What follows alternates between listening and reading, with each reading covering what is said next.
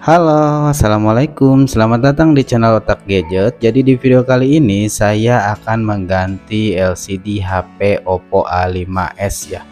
Ya, langsung kita akan eksekusi saja ya. Kita ambil dulu HP-nya, ini LCD-nya retak ya seperti itu dan layarnya bergaris. Kita colok dulu SIM tray-nya di sini menggunakan peniti ya atau OLED. Ditarik dulu SIM tray-nya, kemudian kita lepas untuk back cover atau bagian casing belakangnya seperti ini menggunakan alat pencongkel LCD. Tahap pembongkaran lakukan dengan hati-hati, seset seperti ini ya, gunakan alat yang tipis untuk mencongkelnya. Kalau yang baru itu biasanya lemnya sangat kuat, artinya harus dipanaskan terlebih dahulu. Tapi karena ini LCD-nya pernah diganti, jadi kita congkel saja langsung. Selain itu saya juga tidak punya blower untuk memanaskannya. Kita lepas dulu untuk penutup pinjer-pinnya di sini, walaupun tidak ada, hanya ada baut saja di situ, sepertinya sudah hilang. Selanjutnya kita buka baut ya yang ada di cover tengah atau di bagian penutup mesinnya seperti ini. Di sini banyak baut dan usahakan untuk bautnya ini dikumpulkan dalam satu tempat agar tidak berceceran dan mudah dipasangkan kembali nantinya guys ya. Boleh juga menggunakan magnet kalau kalian punya di rumah. Selanjutnya kita buka back cover tengahnya ya di sini untuk housing frame tengah. Nah, kita congkel menggunakan kuku ataupun boleh juga menggunakan alat pencongkel guys. Hati-hati juga jangan sampai dipaksa ya, harus perlahan-lahan agar hasilnya tentunya baik. Selanjutnya kita lepas fleksibel baterainya menggunakan pinset boleh, menggunakan tangan juga boleh. Copot juga fleksibel LCD-nya seperti ini. Nah, ini adalah LCD barunya, mereknya Meeto ya. Untuk harganya sendiri kalau tidak salah kemarin di angka 100.000 saja guys. Ya, kita akan coba tes dulu untuk LCD barunya. Kalian balikkan untuk LCD-nya seperti ini, jangan sampai kebalik dalam pemasangannya ya. Tentunya pasang lagi fleksibel LCD dan juga fleksibel baterai. Kemudian kita nyalakan lagi HP-nya. Nah, ini sudah menyala dan tentunya kita akan tes dulu apakah LCD barunya berjalan dengan normal.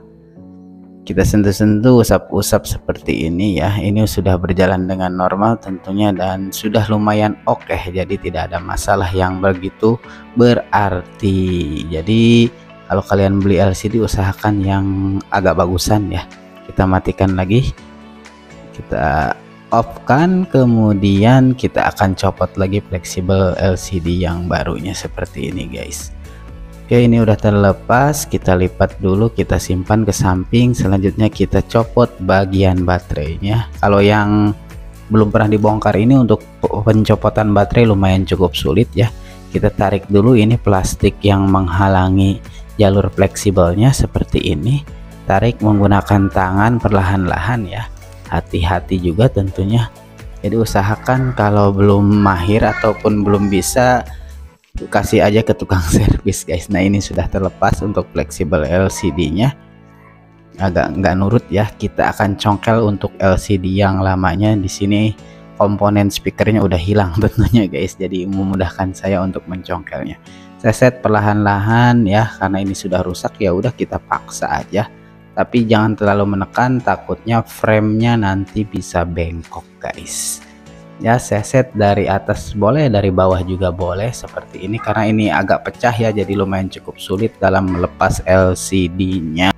Ya, jadi seperti biasa karena di rumah nggak ada blower, karena saya nggak mampu untuk membelinya karena harga blower itu lumayan cukup mahal ya. Jadi saya paksa aja seperti ini, perlahan-lahan diseset-seset ya untuk komponen LCD-nya. Nah, ini karena udah pecah banget jadi lumayan cukup susah. Kita paksa untuk bagian atasnya, kita tarik, kemudian semuanya kita tarik ke bawah ya.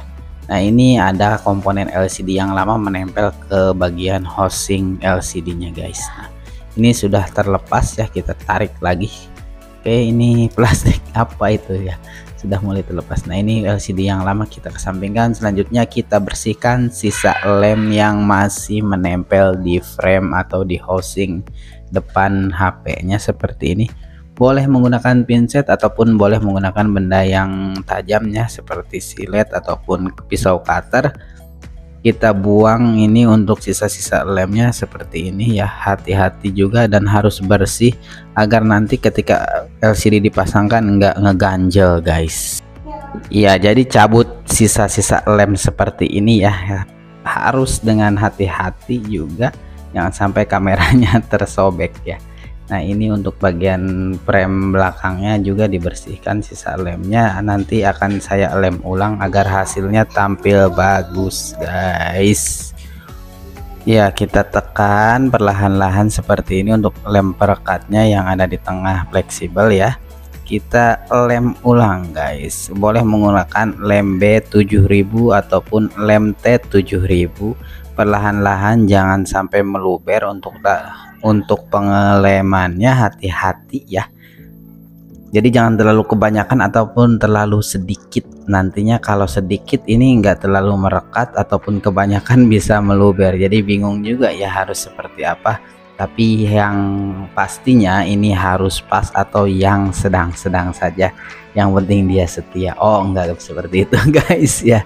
Oke, ini sudah dilakukan pengeleman. Selanjutnya kita pasang kembali LCD barunya. Di sini kita tekan-tekan dulu ya, perlahan-lahan, jangan terlalu menekan, nanti LCD barunya bisa pecah kembali ya. Hati-hati, kita presisikan dan harus pas tentunya ya. Kita intip dulu untuk plastiknya, kita pasangkan lagi baterainya guys. Di sini untuk pemasangan baterainya di bagian belakang, kalau kalian punya ini ya double tip, boleh dikasih double tip dulu agar baterainya merekat lebih kuat guys.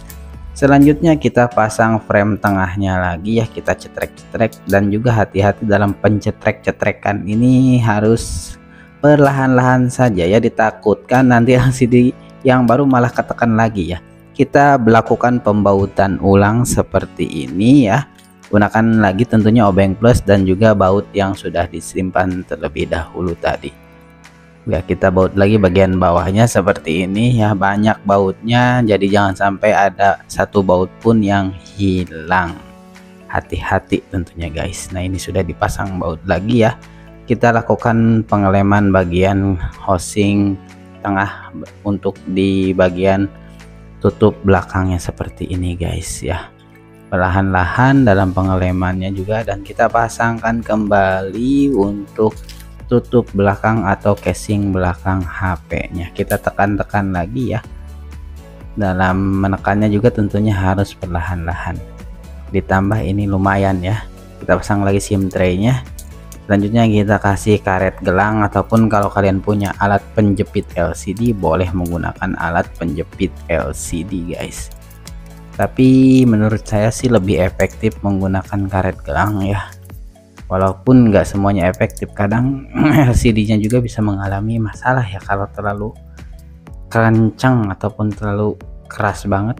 Nah, ini udah dilakukan pengaretan ya sekitar setengah jam ataupun 1 jam lebih ya. Kita lepas lagi untuk lem ataupun karetnya. Selanjutnya kita coba nyalakan HP-nya dan alhamdulillah HP-nya normal guys ya.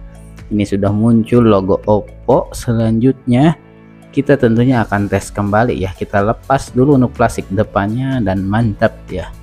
Kita tes seperti ini guys. Ya, mungkin itu saja untuk pengetesan ataupun penggantian LCD Oppo A5s kali ini. Untuk link pembelian akan saya cantumkan di deskripsi video. Tentunya terima kasih telah menonton video ini sampai selesai. Jangan lupa like, komentar, dan subscribe. Sampai jumpa di video selanjutnya. Assalamualaikum, bye bye.